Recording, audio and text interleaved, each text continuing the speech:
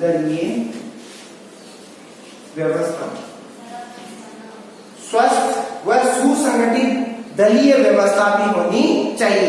अब इसमें एक चीज बताइए, लोकतंत्र व्यवहार में दलीय शासन प्रणाली, लोकतंत्र व्यवहार में क्या बताया गया, दलीय शासन प्रणाली, क्योंकि जहां अत्यधिक दल होंगे और उसी से क्या सरकार का गठन किया जाएगा, ठीक है। तो दलीय प्रणाली को लोकतांत्रिक शासन प्रणाली बताया गया है। और लोकतंत्र की सफलता के लिए दलों की नीतियां, कार्यक्रम व निष्ठा पर निर्भर करती है। दलों की नीतियां निर्धारण वो दलों की किस पे निर्भर करती है, निष्ठा पे, उसकी सत्यता पे निर्भर करती है। और राजनीतिक दलों का निर्माण, जो राजनीतिक दल है उनका निर्माण राष्ट्रीय स्तर की आर्थिक और राजनीतिक समस्याओं को लेकर होना चाहिए।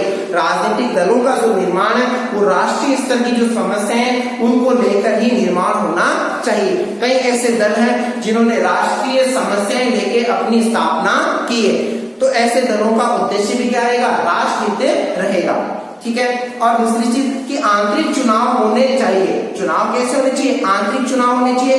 और दल बदलुओं को अपना सदस्य नहीं बनाना चाहिए। जो दल बदलते रहते हैं तो उनको अपना सदस्य भी नहीं बनाना चाहिए। योग्य तथा निष्ठावान राजनेता, 16वां अंतिम बिंदु है, योग्य एवं निष्ठावान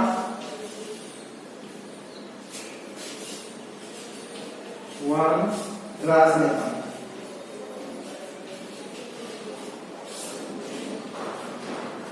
योग्य एवं निष्ठावान राजनेता। अब योग्य एवं निष्ठावान राजनेता से अभिप्राय ये चीज बताई गई है कि लोकतंत्र की सफलता के लिए योग्य, बुद्धिमान व लोकतंत्र में निष्ठा वाले राजनीतिज्ञों का होना जरूरी है। यानी योग्य व निष्ठावान व्यक्तियों का राजनीतिक दलों में होना जरूरी है, तभी वह दल अपनी वैचारिक शक्ति के माध्यम से राष्ट्रीय हित के विचार प्रकट कर पाएगा, राष्ट्रीय हित के अंदर अपना महत्व समझ पाएगा, राष्ट्रीय हित वो सोच पाएगा। और दूसरी चीज कि भ्रष्ट व अवसरवादी व झूठे सत्ता के लोभी समर्थकों को अनुचित लाभ पहुंचाने वाले तथा कुसंगीत भावनाओं, मतलब उनकी ऐसी बेकार जो भावनाओं को भड़काने वाले जो होते हैं वो लोकतंत्र को क्या बनाते हैं, भीड़ तंत्र बनाते हैं। लोकतंत्र को कैसा रूप दे देते हैं, इसे सत्ता की लोलुपता रखने वाले, जो लोभी लालची व्यक्ति हो, कुसंगति वाले व्यक्ति हो, तो वो भीड़ तंत्र में बदल देते हैं लोकतंत्र को, और देश के सामने नेतृत्व का संकट उत्पन्न हो जाता। तो ऐसे जो लोग हैं उनसे हमें दरकिनार रहना चाहिए। योग्य निष्ठावान राजनेताओं का ही चयन हमें करना चाहिए। इस तरह से आपका लोकतंत्र वाला जो अध्याय है वो समाप्त है। इसका आपको अच्छे से इसका अध्ययन करना है और इसके महत्वपूर्ण बिंदु आपको PDF फाइल के द्वारा सेंड कर दिए जाएंगे। धन्यवाद।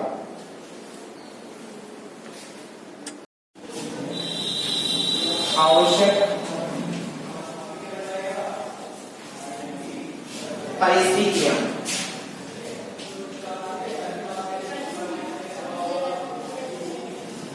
अब लोकतंत्र की सफलता के लिए आवश्यक परिस्थितियां कौन कौन सी हो सकती है, जिसके बारे में हम अध्ययन करते हैं। पहली जो परिस्थिति बताई गई है वो शांति तथा व्यवस्था। शांति तथा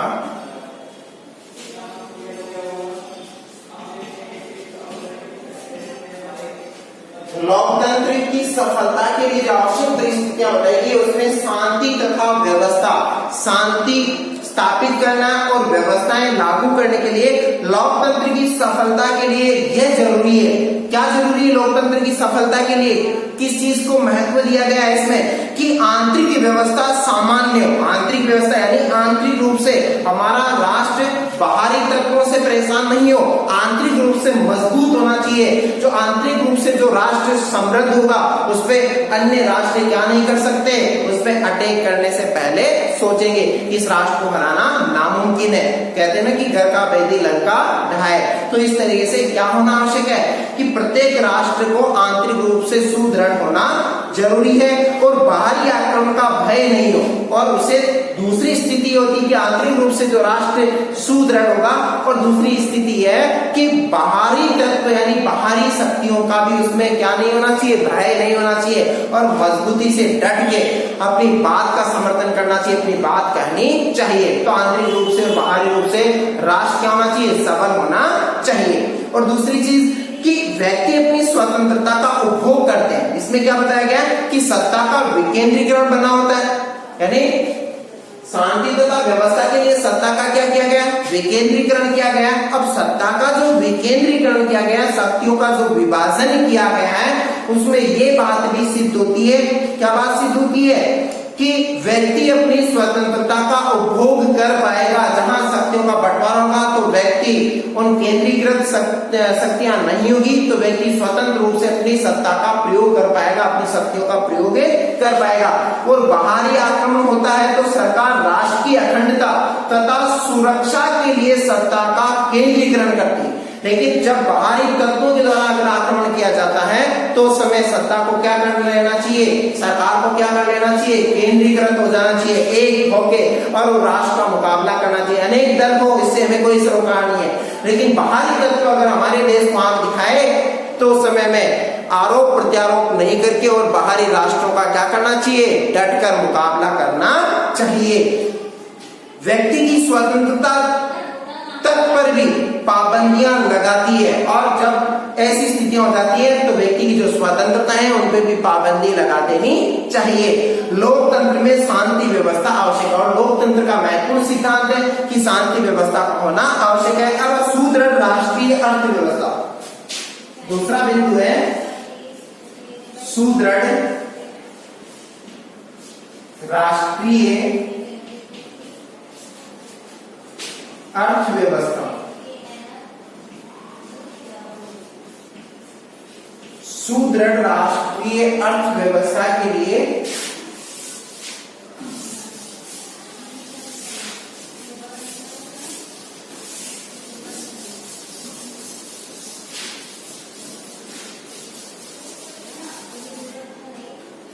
अब देखो, सुदृढ़ राष्ट्रीय अर्थव्यवस्था के लिए क्या बताया गया कि लोकतंत्र की सफलता के लिए, लोकतंत्र तभी सफल हो सकता है जब अर्थव्यवस्था पर्याप्त रूप से क्या हो, मजबूत हो। किसी राष्ट्र की अर्थव्यवस्था मजबूत है तभी लोकतंत्र सफलता की सीढ़ियां चढ़ पाएगा, अन्यथा नहीं चढ़ पाएगा। और लोकतांत्रिक व्यवस्था लड़खड़ा जाती है अगर अर्थव्यवस्था क्या हो, कमजोर हो। अर्थव्यवस्था कमजोर हो तो लोकतांत्रिक व्यवस्था क्या है, चरमरा जाती है, अच्छे से वो कार्य नहीं कर पाती है। और द्वितीय विश्व युद्ध के बाद सेकेंड वर्ल्ड वॉर के उसके पश्चात क्या होता है कि पूर्वी यूरोप में आर्थिक व्यवस्था के कारण यहाँ के देशों में लोकतंत्र का अंत हुआ था। यानी द्वितीय विश्व युद्ध के पश्चात क्या होता है कि अर्थव्यवस्था कमजोर हो गई। कहाँ पे, यूरोप के अंदर, पूर्वी यूरोप के अंदर।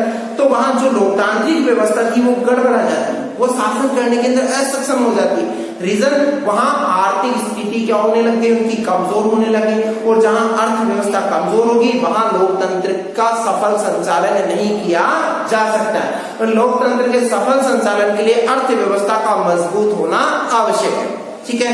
दूसरी चीज कि देशों में लोकतंत्र का अंत तो हो गया, लेकिन साम्यवादी शासन की स्थापना हुई, एक नई शासन व्यवस्था, सर्व समाज यानी साम्यवादी व्यवस्था की स्थापना हो जाती है। और लोकतंत्र की सफलता का एक बड़ा कारण आर्थिक अव्यवस्था है। लोकतंत्र की असफलता का प्रमुख कारण क्या बताया गया, आर्थिक अव्यवस्था। आर्थिक अव्यवस्था अगर उत्पन्न हो जाएगी तो लोकतंत्र असफल भी सिद्ध होगा। ठीक है। दूसरी चीज कि सामाजिक न्याय की स्थापना करना। नेक्स्ट बिंदु है सामाजिक न्याय की स्थापना करना। सामाजिक न्याय की स्थापना। अब सामाजिक न्याय की जो स्थापना है वो क्यों करना आवश्यक है सफलता के लिए, इसमें चीज बताइए। लोकतंत्र की सफलता के लिए व्यक्तियों के बीच धर्म, जाति, लिंग, नस्ल, जन्म स्थान इत्यादि के आधार पर भेदभाव नहीं किया जाए और न्यायालय समान रूप से उसे संरक्षण दे। न्यायालय के अंदर समान रूप से क्या मिलना चाहिए? व्यक्तियों को संरक्षण मिलना चाहिए, तभी सामाजिक न्याय की स्थापना की जा सकती है। धर्म, लिंग, वंश, जाति, वर्ग, नस्ल इत्यादि के आधार, जन्म स्थान, भाषा, किसी के भी आधार पे व्यक्ति के साथ में भेदभाव नहीं होना चाहिए और सामाजिक न्याय की स्थापना के लिए, समान संरक्षण के लिए ये भेदभाव मिटाना आवश्यक होता है। ठीक है। और दूसरी चीज कि न्यायालय समान कानूनी संरक्षण है, यानी न्यायालय समान कानूनी संरक्षण है और सामाजिक लोकतंत्र की स्थापना होती है। इससे कौन से लोकतंत्र की स्थापना होती है? सामाजिक लोकतंत्र की स्थापना होती है। और दूसरी चीज, अब आर्थिक समानता की स्थापना, आर्थिक समानता किस तरीके से स्थापित की जा सकती है? आर्थिक समानता की स्थापना। अब आर्थिक समानता की जो स्थापना है, जिसके अंतर्गत क्या बताया गया? आर्थिक समानता किस तरीके से स्थापना? लोकतंत्र के सफल संचालन के लिए राष्ट्रीय अर्थव्यवस्था क्या होनी चाहिए? शक्तिशाली। लोकतंत्र की सफल संचालन के लिए राष्ट्रीय अर्थव्यवस्था क्या होनी चाहिए? सशक्त होनी चाहिए, मजबूत होनी चाहिए और राज्य में यथासंभव आर्थिक समानता को अर्थात गरीबी व अमीरी के बीच में चोरी खाई नहीं हो। आर्थिक रूप से क्या नहीं हो?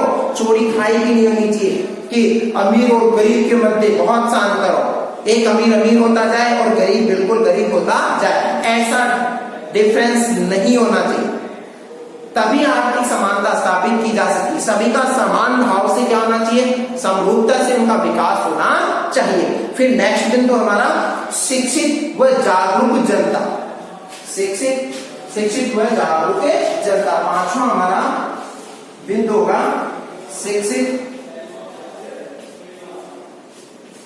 व जागरूक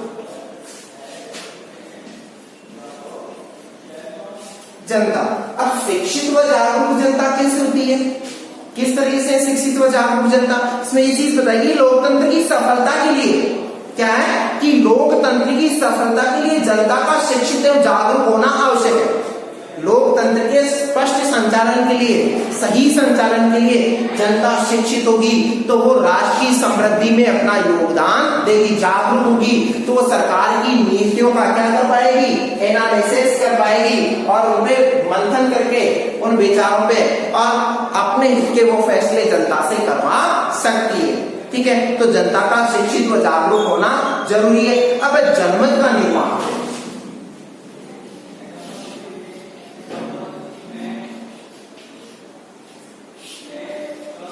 जनमत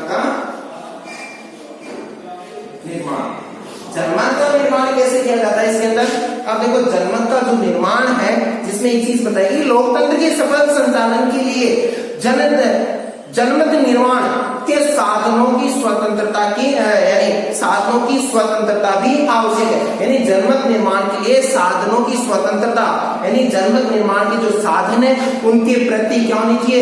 उनकी स्वतंत्रता भी आवश्यक है, तभी जनमत निर्माण किया जा सकता है। जैसे प्रेस, साहित्य, रेडियो, सिनेमा, दूरदर्शन, ये क्या होनी चाहिए? स्वतंत्र होनी चाहिए।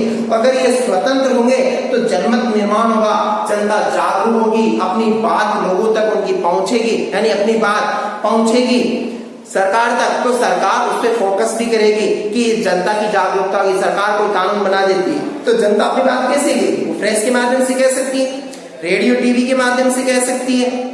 तो इसमें उनको स्वतंत्रता हासिल होनी चाहिए साहित्यिक रूप से, क्योंकि स्वतंत्रता अपनी बात कहने का हक होना चाहिए, जिसे कहते हैं अभिव्यक्ति की आजादी होनी चाहिए। ठीक है। तो जनमत का निर्माण और नागरिक नैतिक व राष्ट्रीय चरित्र, सातवां पॉइंट है नागरिक नैतिक व राष्ट्रीय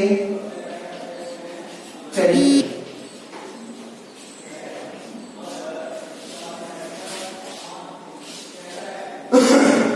नागरिक नैतिक व राष्ट्रीय चरित्र के अंतर्गत ये बताया गया है कि किसी समाज में नागरिक नैतिक व राष्ट्रीय चरित्र श्रेष्ठ होता है। किसी समाज में नागरिक नैतिक व राष्ट्रीय चरित्र उनका श्रेष्ठ होता है। लोकतंत्र की सफलता की बहुत उम्मीद होती है, इसमें लोकतंत्र की सफलता समाहित रहती है जब लोगों का नैतिक उत्थान होगा, उनका चरित्र सबल होगा, ठीक है, और राष्ट्रीय रूप से चरित्र श्रेष्ठ होना चाहिए, तभी क्या किया जा सकता है कि लोकतंत्र की सफलता की उम्मीद कायम रहती है, उम्मीद बरकरार रहती है।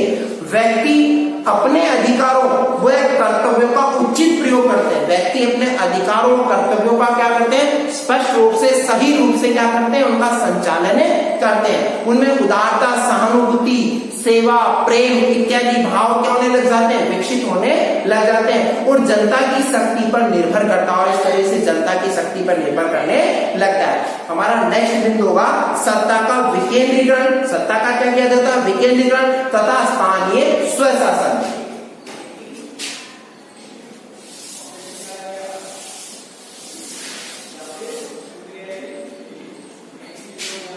8वां पॉइंट है सत्ता का विकेंद्रीकरण।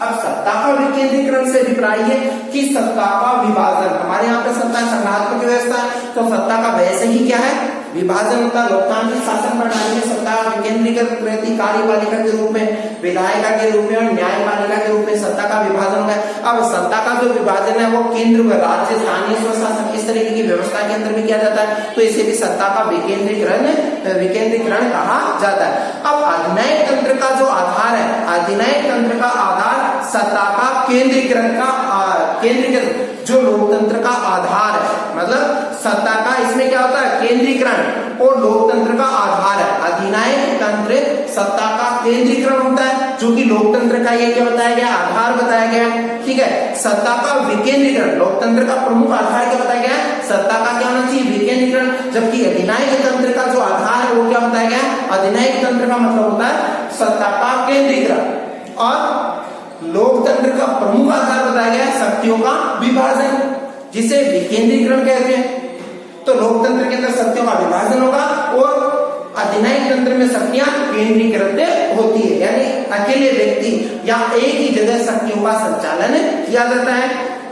अब लोकतंत्र को सफल बनाते हैं, यानी लोकतंत्र को सफल बनाते हैं, तो लोकतंत्र में विकेंद्रीकरण का एक अच्छा रूप स्थानीय स्वशासन है। अब लोकतंत्र की सफलता के लिए क्या किया गया है, उसके स्पष्ट संचालन के लिए स्थानीय स्वशासन व्यवस्था भी लागू की। अब शक्तियों का और विभाजन कर दिया, जिससे नीचे के तबके का भी क्या, उसके विकास, उसके नीचे से विकास करने के लिए इस व्यवस्था को अपनाया गया है, ठीक है। इस तरीके से सत्ता का विकेंद्रीकरण तथा स्थानीय स्वशासन जिसमें क्या बताया गया, शक्तियों का विभाजन, जिससे अंतिम व्यक्ति का भी क्या विकास किया जा सकते हैं और छोटी से छोटी संस्थाओं के माध्यम से विकास करना संभव होता है। अब नागरिक स्वतंत्रता है।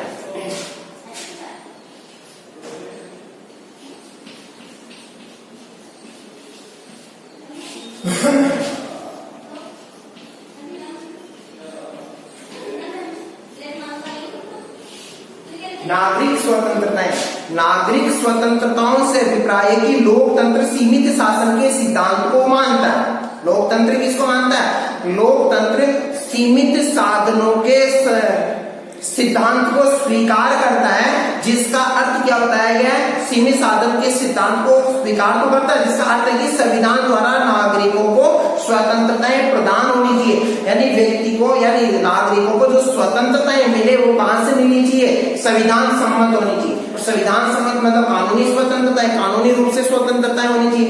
जब संविधान वो स्वतंत्रताएं दे देगा, यानी वो अधिकार दे देगा, तो उनपे कोई व्यक्ति क्या नहीं कर सकता, हस्तक्षेप नहीं कर सकता, किसी के अधिकारों का उल्लंघन, किसी के अधिकारों का हनन नहीं किया जा सकता है। और इसमें नागरिकों को विचार प्रकट करने की, संगठन बनाने की, शांतिपूर्ण रूप से आंदोलन करने की, ये क्या होती है, स्वतंत्रताएं होती है। तो नागरिक स्वतंत्रताओं का उपभोग करके अपनी आवश्यकताओं की पूर्ति कर सकता है। फिर लिखित संविधान तथा लोकतांत्रिक परंपराएं, लिखित संविधान व लोकतांत्रिक परंपराएं। अब देखते हैं कि लिखित संविधान व लोकतांत्रिक परंपराएं क्या है। इसमें चीज बताइए कि लिखित संविधान का अर्थ बताया गया है कि लिखित संविधान जो है, संविधान की भाषा बहुत स्पष्ट होनी चाहिए। लिखित संविधान से अभिप्राय ये बताया कि जो संविधान की जो भाषा वो सुंदर सुस्पष्ट होनी चाहिए, व्यक्ति हितकारी होनी चाहिए, ठीक है। उसकी लैंग्वेज जो है, उसकी जो भाषा वो सरल और सीधी होनी चाहिए, ठीक है, स्पष्ट होनी चाहिए। और संविधान में संशोधन की पद्धति कठोर होनी चाहिए। संविधान में जो संशोधन करने की जो प्रक्रिया वो कठोर होनी चाहिए, जिससे क्या कि कोई भी कानून बना दे तो उसको परिवर्तन करना आसान नहीं होना चाहिए, ठीक है। और दूसरी चीज कि लोकतांत्रिक परंपराओं से, आज से ये चीज बताइए, लोकतांत्रिक परंपराओं से अभिप्राय यह है कि नियमों में व्यवस्थाओं से जिनका निर्णय संविधान या कहीं और भले ही लिखित रूप में नहीं होगा, पर क्या किया जा सकता है कि लोकतांत्रिक पद्धति व प्रक्रिया को आगे बढ़ने वाली जो होती है, जिन पर लगभग सर्वदलीय सहमति बन जाती है। जो लोकतांत्रिक प्रक्रियाओं से अच्छी कोई भली भांति बात होगी तो वो सर्वसम्मति से उसको आगे बढ़ाया जा सकता है। सर्वसम्मति से उस पर क्या लिया जा सकता है, निर्णय लेना संभव है। स्वतंत्र व शक्तिशाली न्यायपालिका, अगला बिंदु हमारा 11वां, स्वतंत्र व शक्तिशाली, स्वतंत्र व शक्तिशाली न्यायपालिका।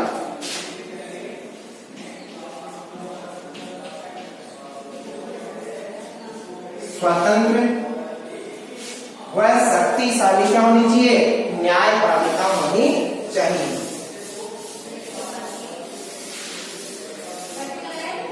अब देखो, स्वतंत्र व शक्तिशाली न्यायपालिका से ये बताया गया है कि इसमें कि लोकतंत्र का आधार संविधानवाद है। लोकतंत्र का आधार क्या बताया गया, संविधानवाद, मतलब संविधान को प्रमुखता दी गई है। संविधान को प्रमुखता दी गई है, जिसका अर्थ या अभिप्राय ये बताया गया है कि लोकतंत्र के अंदर, कि लोकतंत्र में सरकार को निरंकुश सत्ता प्राप्त नहीं होती है। लोकतंत्र में सरकार को निरंकुश सत्ता प्राप्त नहीं होती, उस पर अंकुश रहता है जनता का, क्योंकि जनता उसे चाहे तब अपदस्थ कर सकती है, अगले 5 साल बाद में उसे हटा देगी अगर वो जनहितकारी नहीं होगी सरकार, ठीक है। और दूसरी चीज कि शक्तिशाली व स्वतंत्र न्यायपालिका की स्थापना जरूरी होती है। लोकतंत्र के अंदर एक सशक्त और मजबूत न्यायपालिका का होना आवश्यक भी है, क्योंकि न्यायपालिका ही कार्यपालिका को कानूनों का उल्लंघन करने से रोकती है। न्यायपालिका ही कार्यपालिका को कानूनों के उल्लंघन करने से रोकती है और व्यवस्था बनाने का कार्य करती है। व्यवस्थापिका द्वारा बनाए गए जो अत्याचारी कानून है उनको बनने से रोकने का काम भी किसका होता है, न्यायपालिका का होता है। तो इस तरीके से स्वतंत्र व स्पष्ट रूप से कार्य करती है।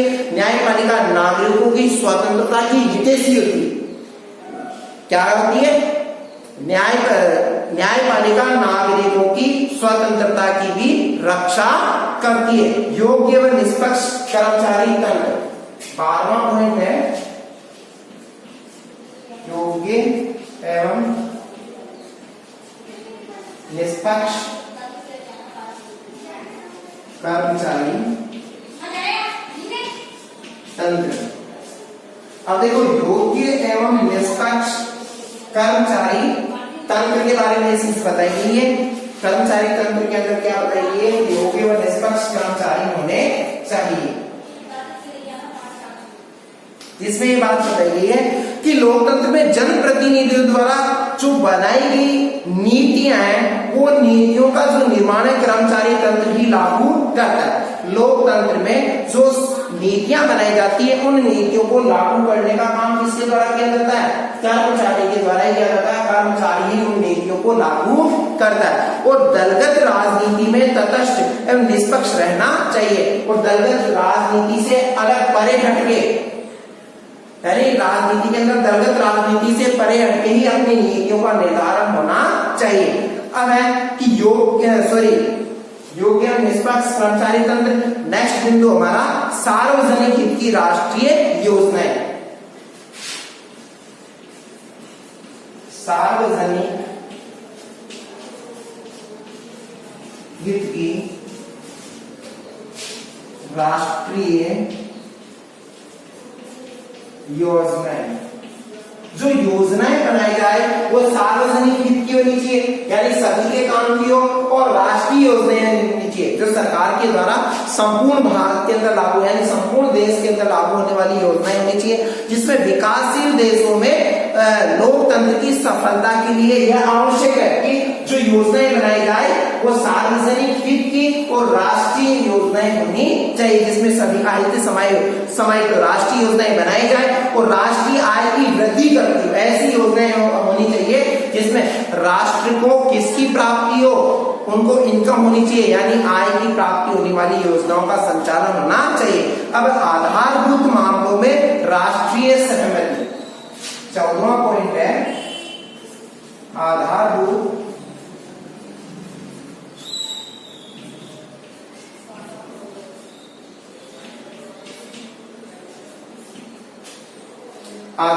मामलों में राष्ट्रीय सहमति।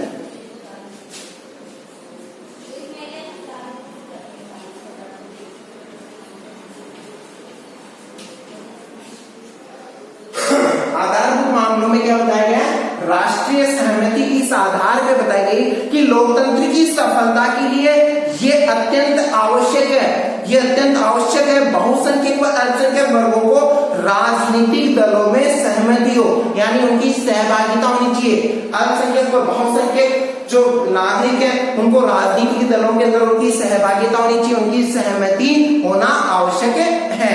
ठीक है, अब स्वस्थ व सुसंगठित दलीय व्यवस्था 15वां है। नमस्कार विद्यार्थियों, हम पढ़ रहे थे लोकतंत्र के बारे में। ठीक है, लोकतंत्र में हमने कल गुण पढ़े थे, आज इसकी कमियां यानी दोष हम पढ़ेंगे।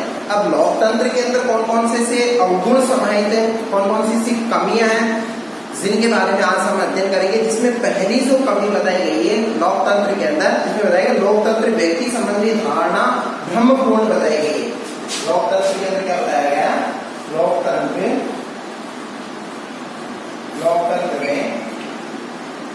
व्यक्ति संबंधी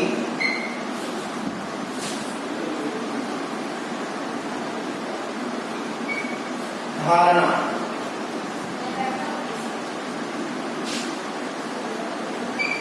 ब्रह्मपूर्ण बताया गया, इसको ब्रह्मपूर्ण बताया गया।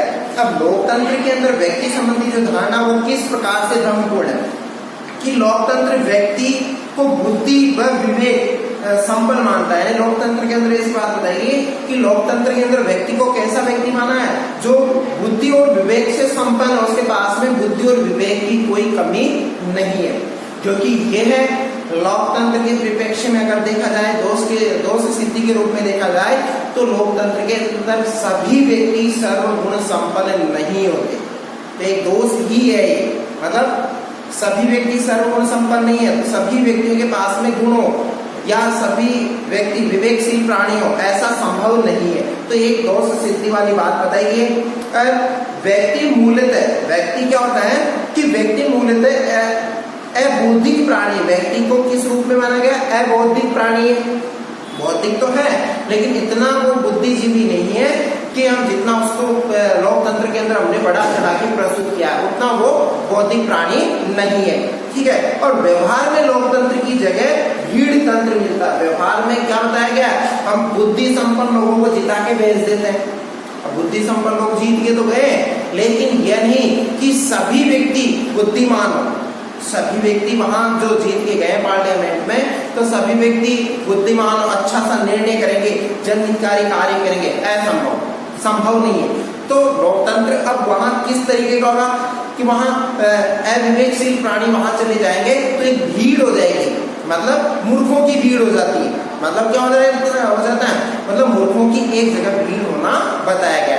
ठीक है, तो इस तरीके से लोकतंत्र में व्यक्ति संबंधी जो धारणा है वो धारणा कैसी बताई गई है, ब्रह्मपूर्ण है। मतलब ऐसा बताया गया कि व्यक्ति बुद्धि संपन्न और विवेकशील प्राणी लोकतंत्र के अंदर गया है तो हम उसे विवेक संपन्न मान ले, ऐसा असंभव है। और दूसरी है इसकी जो दूसरा जो दोष है उसमें बताया गया बुद्धिजीवी वर्ग की उदासीनता। बुद्धिजीवी वर्ग की इसके अंदर क्या की जाती है, उदासीनता। बुद्धि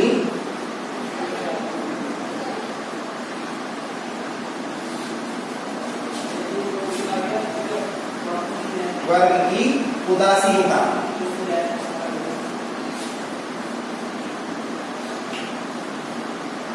अब बुद्धिजीवी जो वर्ग है वो कैसा उदासीन बताया गया। अब वो उदासीन किस तरीके से बताया गया, लोकतंत्र में बुद्धिजीवी वर्ग की उदासीनता होती है, मतलब बुद्धिजीवी वर्ग को महत्व नहीं दिया जाता है। वहां भीड़ तंत्र तो इसको पहले से संज्ञा दे दी, तो इसको हम किस रूप में देख रहे हैं, एक भीड़ तंत्र के रूप में देख रहे हैं। वो बुद्धिजीवी प्राणियों का कोई वहां औचित्य नहीं है, उनको क्या है, सम्मान नहीं दिया जाता है। और बुद्धिजीवी वर्ग इस व्यवस्था में सक्रिय रूप से भाग नहीं लेते, और जब उन्हें उदासीन समझा जाता है, उसी उदासीनता के कारण मतलब उनको दरकिनार किया जाता है, उनको रेस्पेक्ट नहीं दिया जाता है, तो वो क्या करते हैं कि इस ऐसी प्रक्रिया के अंदर बहुत ही कम अपनी सहभागिता देते हैं, अपने आप को उससे क्या करते हैं, अलग अलग ही रखते हैं। तो ये कभी भी इसके अंदर बताई गई है कि बुद्धिजीवी वर्ग की क्या रहती है, इसके अंदर उदासीनता रहती है, वो बढ़ चढ़ के इसमें लोकतंत्र के अंदर क्या नहीं लेते, हिस्सेदारी नहीं लेते हैं, मतलब अपना खुद का जो बौद्धिक विकास है, जो बौद्धिक विकास उनके पास में उसका सही तरीके से इस्तेमाल नहीं करते। शैक्षणिक महत्व का दावा भी क्या होता है, क्या भ्रमपूर्ण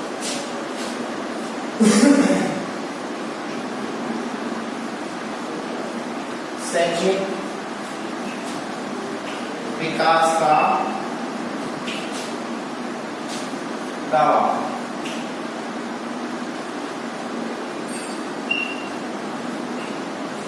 शैक्षणिक विकास का जो दावा है वो क्या बताया गया, भ्रमपूर्ण बताया गया। मतलब ये भी क्या है, पूरा क्लियर नहीं है। अब पूरा क्लियर किस तरीके से नहीं है कि लोकतंत्र के बारे में ये दावा पूरी तरह से भ्रमपूर्ण है कि नागरिक शिक्षा, इसमें क्या बताया गया, नागरिक शिक्षा, नैतिक शिक्षा तथा राष्ट्र प्रेम की जो शिक्षा है, जो शिक्षा देता है, मतलब नागरिक शिक्षा, नैतिक शिक्षा और जो राष्ट्र प्रेम की जो शिक्षा है, और राष्ट्र प्रेम की शिक्षा जो देता है, वो एक भ्रमपूर्ण बताई गई है। और इसमें ये चीज बताई गई, राजनीतिक दल प्रत्येक राष्ट्रीय समस्या पर, यानी राजनीतिक दल प्रत्येक राष्ट्रीय समस्या पर अपने स्वार्थ से ही दृष्टि विचार करते हैं, यानी राजनीतिक दल स्वार्थ सिद्ध होके ही अपनी बातें रखते हैं, अपनी बात किस रूप में कि वो उनका खुद का हित उसमें समाहित है, तो ही वो राष्ट्र प्रेम की बात करेंगे, अन्यथा नहीं करते। इस तरीके की बातें इसमें बताई गई है भ्रमपूर्ण। और राष्ट्रीय हित बताकर क्या करते हैं कि राष्ट्रीय हित बताकर प्रचार भी करते हैं। किसी बात का अगर प्रचार करना हो तो उसे किस रूप में प्रस्तुत करते हैं कि इसमें तो राष्ट्र हित समाहित है। इस तरीके से लोगों के सामने अपनी जो विचारधारा है वो प्रस्तुत की जाती है। तो शैक्षिक महत्व का दावा भी किस रूप में बताया गया, भ्रमपूर्ण बताया गया। इसमें नैतिक शिक्षा है, इसमें राष्ट्रीय शिक्षा, राष्ट्र प्रेम है, लेकिन ये सब किसके पीछे, स्वार्थ सिद्धि के लिए, अपने दल का प्रचार प्रसार करने के लिए, उनमें अपना स्वहित समाहित होता है, तब जाके ऐसी बातें बताई जाती है। तो इसमें स्वार्थ सिद्धि की वजह से इसको क्या बताया गया, कि भ्रमपूर्ण दावा ही बताया गया। अब लोकतांत्रिक स्वतंत्रता व समानता भ्रमपूर्ण है। चौथा बताया गया है लोकतांत्रिक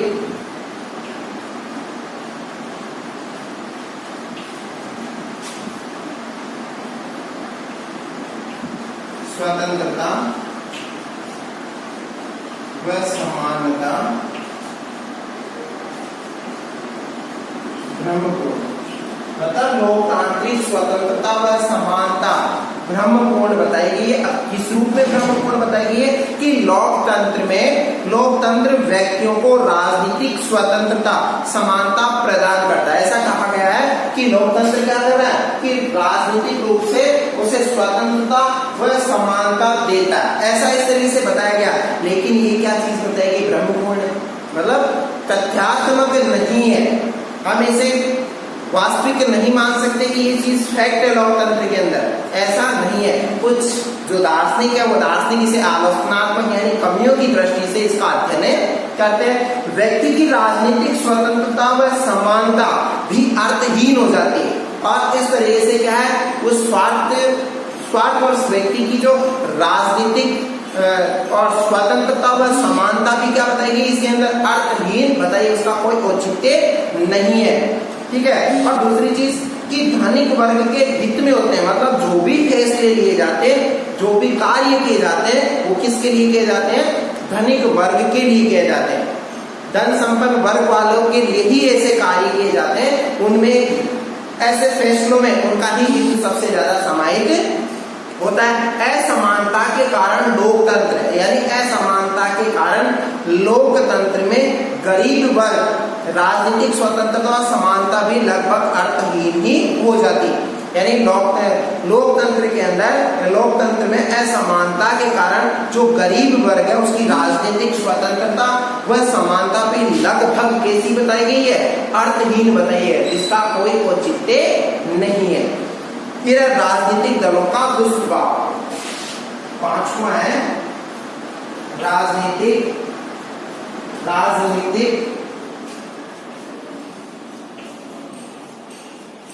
दलों का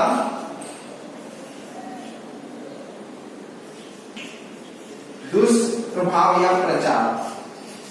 दुष्प्रभाव, अब दुष्प्रभाव कैसे है, राजनीतिक दलों का जो दुष्प्रभाव है वो किस तरीके से बताया गया है इसके अंदर। राजनीतिक दल जो अपना दुष्प्रभाव किस तरीके से सिद्ध करते हैं, राजनीतिक दल कि लोकतंत्र के संचालन के लिए क्या, कि लोकतंत्र के संचालन के लिए राजनीतिक दल आवश्यक माने गए, क्योंकि बिना राजनीतिक दलों के लोकतंत्र संचालित नहीं किया जा सकता। लोकतंत्र के संचालन के लिए राजनीतिक दलों का होना आवश्यक है। ठीक है। अब दूसरी चीज इसमें बताई गई कि सभी राजनीतिक दलों का निर्माण राष्ट्रीय हित में होता है, और जो भी राजनीतिक दल बनाए उनका उद्देश्य क्या होना चाहिए, वो किस और किसके लिए बनाए गए हैं, उनमें राष्ट्रीय हित समाहित होता है, राष्ट्र हित होता है। वे जनता के उत्थान के लिए वो क्या करते हैं, राजनीतिक दल जनता के उत्थान के लिए सामाजिक व आर्थिक नीतियों और कार्यक्रमों का प्रचार करते हैं। जनता के उत्थान के लिए सामाजिक व आर्थिक नीतियों और कार्यक्रमों का प्रचार प्रसार भी राजनीतिक दलों के द्वारा ही किया जाता है। किंतु लेकिन क्या बताया गया है, ये ऐसा तो करते हैं लेकिन व्यवहार में इन चीजों को लागू नहीं करते। केवल उद्देश्य पर बताया गया, हाँ ठीक है राजनीतिक दल का उद्देश्य ये, इस वजह से इसकी स्थापना की गई, लेकिन व्यवहार में ऐसा कृत्य उनके द्वारा नहीं किया जाता है। राजनीतिक दल राष्ट्रीय भक्ति की जगह दल भक्ति को महत्व देते हैं। राष्ट्रीय भक्ति की जगह किसको महत्व दे रहे हैं, राजनीतिक दल। राजनीतिक दल का दुष्प्रभाव इसी प्रकार से बताया गया कि ये राष्ट्रीय भक्ति को महत्व नहीं देके दल भक्ति को महत्व देते हैं। कौन सी भक्ति को महत्व देते हैं, दल भक्ति को महत्व देते हैं। इस वजह से राजनीतिक दलों का भी जो प्रचार प्रसार है वो दुष्प्रभाव वाला है। अब अनुत्तरदायी शासन प्रणाली, छठा पॉइंट है अनुत्तरदायी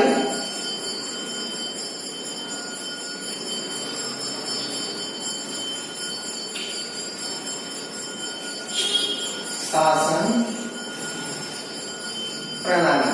अब अनुत्तरदायी शासन प्रणाली किस रूप में, किस तरीके से अपना उत्तरदायित्व यही निभाते हैं, इसके बारे में अध्ययन करते हैं कि लोकतंत्र को जनता के प्रति उत्तरदायी शासन बताया जाता है। यानी लोकतंत्र को किसके लिए उत्तरदायी शासन बताया जाता है, जनता के प्रति उत्तरदायित्व वाला शासन बताया जाता है। लेकिन लोकतंत्र शासन में असफलताओं की जिम्मेदारी, यानी लोकतंत्र उत्तरदायी वाला शासन है लेकिन कहीं चूक हो गई, कहीं असफलताएं हो गई तो उसकी जिम्मेदारी कोई भी राजनीतिक दल नहीं लेता है कि हमारे द्वारा ये गलती की गई, इस तरीके से हमने ये गलती की। ऐसी असफलताओं की जिम्मेदारी राजनीतिक दल नहीं लेता है और ऊपर नहीं लेता है। ठीक है। दूसरी चीज कि सरकार विरोधी दल के आंदोलन एवं अड़ंगा डालने की नीतियों को असफलता के लिए उत्तरदायी बताती है। सरकार की नीतियों के अंदर अगर कोई उनकी खिलाफत करता है तो समय क्या कहता है, क्या कहती है सरकार कि हमारी नीतियों के अंदर, हमारे कार्य के अंदर क्या डाला गया, व्यवधान डाला गया। ऐसी बातें उनके द्वारा बताई जाती है। तो असफलताओं की जिम्मेदारी किसी के द्वारा नहीं निभाई जाती है। तो लोकतंत्रात्मक शासन प्रणाली को कैसी शासन प्रणाली बताया गया? अनुत्तरदायी शासन प्रणाली बताया गया। अब सार्वजनिक धन व समय का अपव्यय, 7वां पॉइंट है सार्वजनिक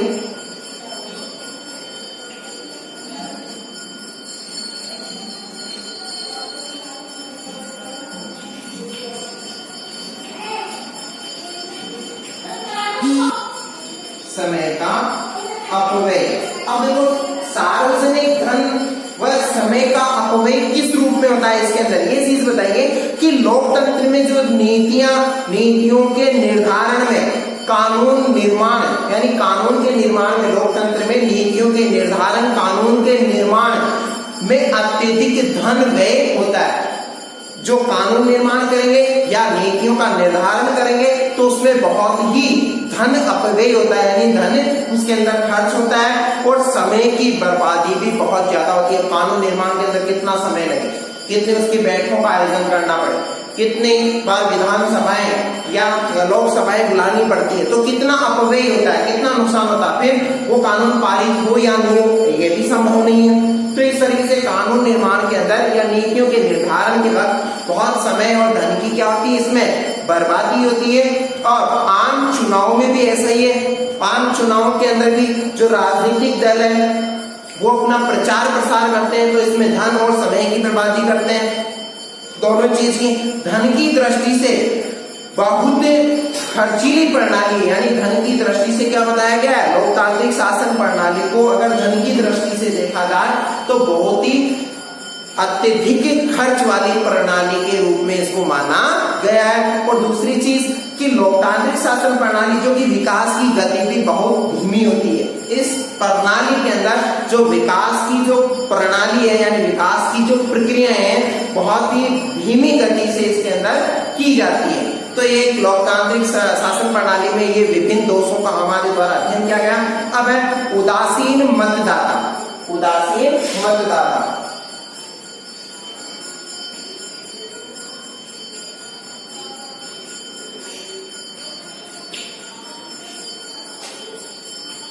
अब उदासीन मतदाता किस रूप में लोकतांत्रिक शासन प्रणाली के अंदर जो मतदाता वो उदासीन रहते हैं कौन वोटिंग करने के लिए है। क्या मतलब मेरे एक वोट से क्या फर्क पड़ जाएगा है, मैं एक वोट नहीं दूंगा तो कौन सी सरकार बन जाएगी या गिर जाएगी। तो इस तरीके से मतदाताएं अपनी रेस्पॉन्सिबिलिटी नहीं समझते हैं, अपना उत्तरदायित्व नहीं समझते हैं चुनाव के प्रति।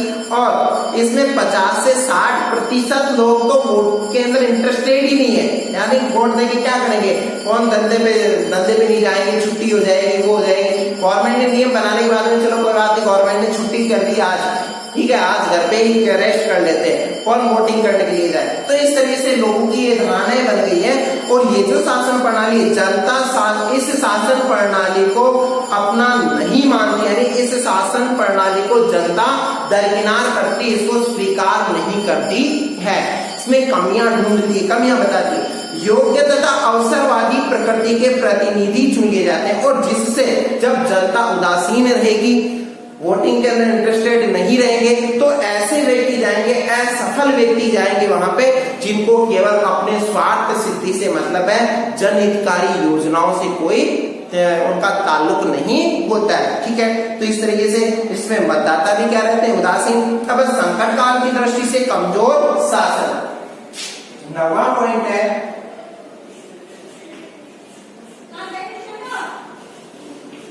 संकट काल की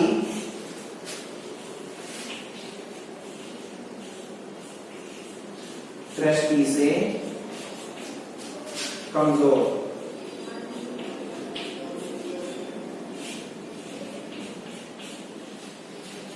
इस शासन प्रणाली को क्या बताया गया कि संकट काल की दृष्टि से अगर कोई संकट उत्पन्न हो गया राष्ट्र पे तो उस दौरान ये कमजोर शासन व्यवस्था है क्योंकि ये निर्णय लेने के अंदर सक्षम नहीं है। इसमें त्वरित गति से क्या नहीं लिए जाते हैं, निर्णय नहीं लिए जाते हैं लोकतांत्रिक शासन प्रणाली में। अब ऐसे युद्ध हो या अन्य कोई ऐसी विपदा आन पड़े, ऐसी कोई संकट स्थिति उत्पन्न हो जाए, ऐसी स्थितियां बन जाए जिससे संकट आने वाला है तो उस समय यह प्रणाली बिल्कुल फेल है। निर्णय लेने के अंदर असक्षम प्रणाली बताई गई। लेकिन कहीं ऐसे राष्ट्र भी हैं जिसमें ब्रिटेन के अलावा यूरोपीय लोकतांत्रिक देश जो कि नाजी जर्मनी के सामने क्या कर देते हैं, घुटने टेक देते हैं। रीजन इसका, नाजी जर्मनी के सामने घुटने क्यों टेक देते हैं? क्योंकि वहां निर्णय लेने के अंदर असक्षम थे, क्योंकि यूरोपीय राष्ट्रों के अंदर और ब्रिटेन के अंदर लोकतांत्रिक शासन प्रणाली है, तो वहां निर्णय लेने की असमर्थता के कारण वो क्या है कि वो निर्णय ले पाते इससे पहले, तो उनकी क्या हो जाती है, हार हो जाती है उस युद्ध के अंदर, वो हार जाते हैं द्वितीय विश्व युद्ध के दौरान। ठीक है, अब साम्यवादी जो सोवियत संघ के सामने कमजोर सिद्ध हुए, साम्यवादी किसके सामने, सोवियत संघ के सामने कमजोर सिद्ध होते हैं। क्यों सिद्ध होते हैं? क्योंकि वो भी निर्णय लेने के अंदर असक्षम थे, और इस अनिर्णय के कारण यानी निर्णय की देरी के कारण इस प्रणाली में निर्णय लेने के अंदर काफी कठिनाइयों का सामना करना पड़ता है, और कई लोगों का इसके अंदर सहयोग लेना आवश्यक है। सभी की हामी हो तभी जाके एक्शन लिया जा सकता है। जब तक उनकी हामी नहीं होगी, उनकी सहमति नहीं होगी, तब तक किसी प्रकार की कोई प्रतिक्रिया जारी नहीं की जा सकती। फिर लोकतांत्रिक विश्व शांति का समर्थक नहीं बताया गया, मतलब लोकतांत्रिक जो है, लोकतांत्रिक शासन लोकतंत्र विश्व शांति का समर्थक नहीं।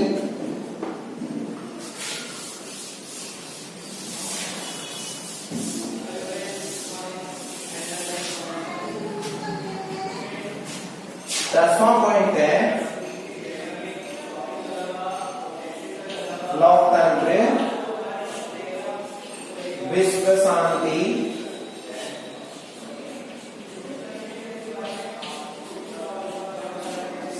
का समर्थन।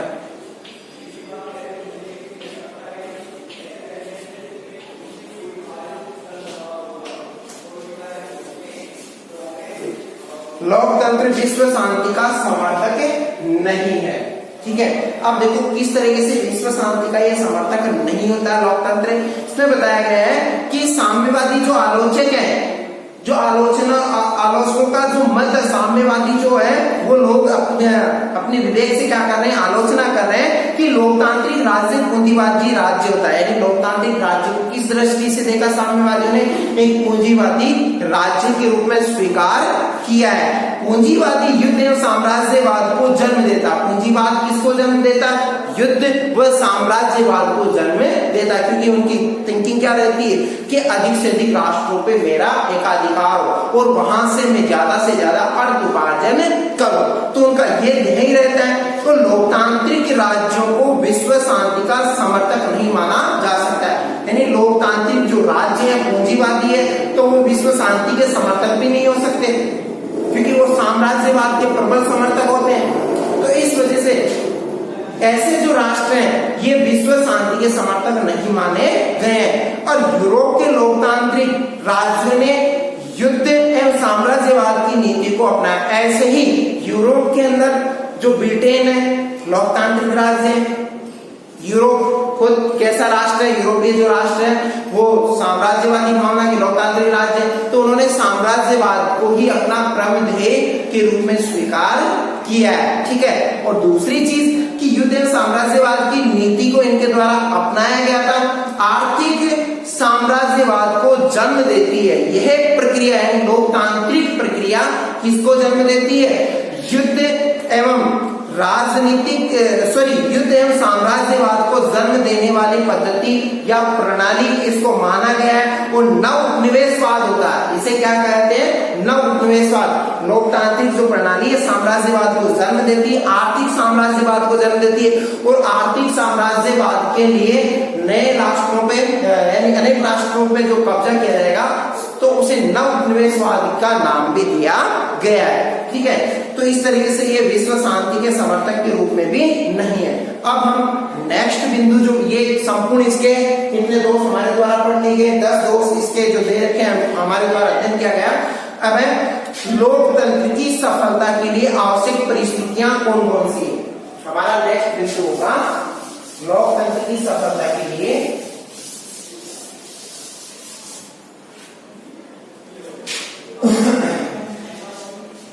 लोकतंत्र की की सफलता